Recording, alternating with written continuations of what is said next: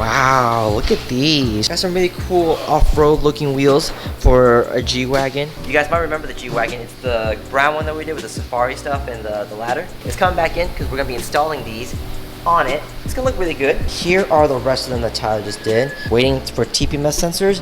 We'll pop the bead, go, and then install them. Now that we got the G-Wagon back in, it's time for us to finish the mount and balance.